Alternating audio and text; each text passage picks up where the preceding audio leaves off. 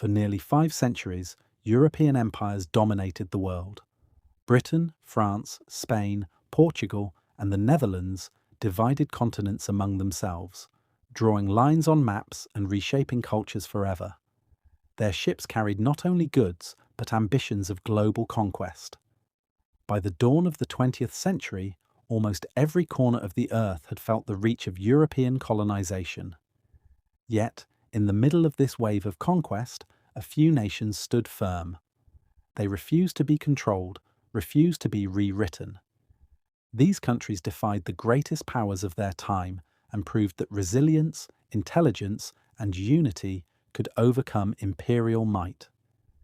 Today, we'll uncover the incredible stories of 3 countries Europe could never colonize: Ethiopia, Japan, and Thailand, and how each survived when the rest of the world fell under foreign rule. Let's begin with the heart of Africa, Ethiopia. While nearly all of Africa was carved up during the scramble for Africa, Ethiopia remained fiercely independent.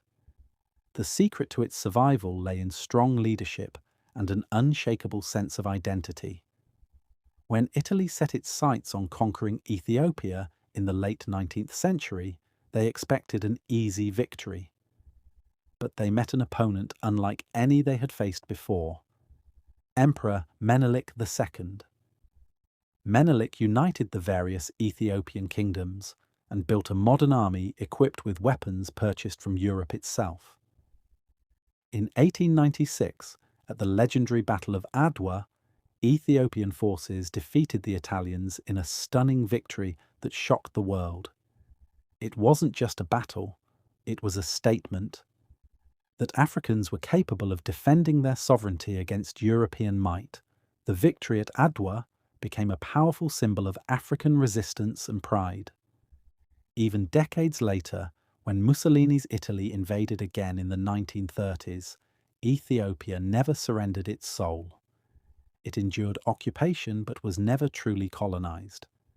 It remained a beacon of independence throughout Africa's darkest colonial era, inspiring generations that freedom could be defended, even against empires.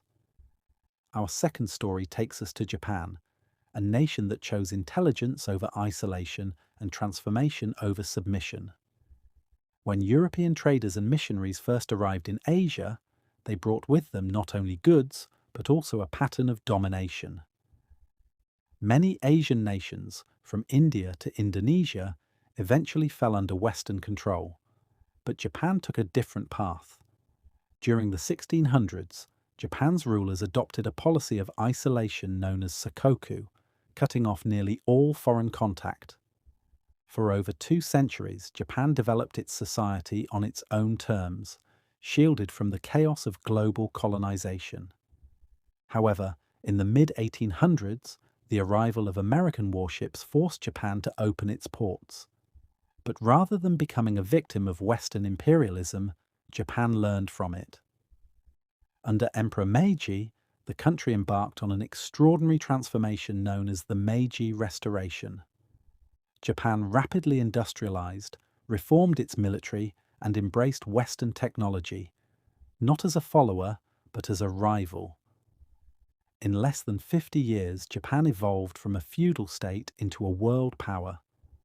When it defeated Russia in 1905, the first time an Asian nation defeated a European power in modern warfare, it sent shockwaves around the globe. Japan had proven that the East could rise on its own terms. It became not a colony, but a conqueror in its own right. Finally, we moved to Thailand, known then as Siam, a kingdom surrounded by colonized lands. To its west lay British-controlled Burma, and to its east, French Indochina. Siam's survival seemed impossible, yet it endured, not by sheer military strength, but through extraordinary diplomacy and foresight. Kings Mongkut and Chulalongkorn recognized that resisting Europe militarily would lead to disaster. Instead, they embraced modernization, reformed education and the military, and introduced elements of Western governance, all while preserving Siamese sovereignty. They skillfully negotiated with both Britain and France, positioning Siam as a neutral buffer zone between their empires.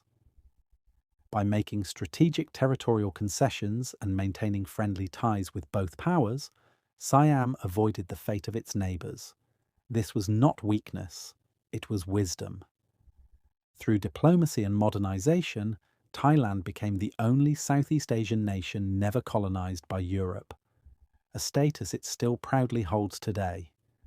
Ethiopia fought with courage, Japan transformed with vision, Thailand survived with strategy. 3 nations, 3 paths, but one shared story of defiance against overwhelming odds. They remind us that power does not always come from the size of one's army, but from the strength of one's unity, intelligence and identity.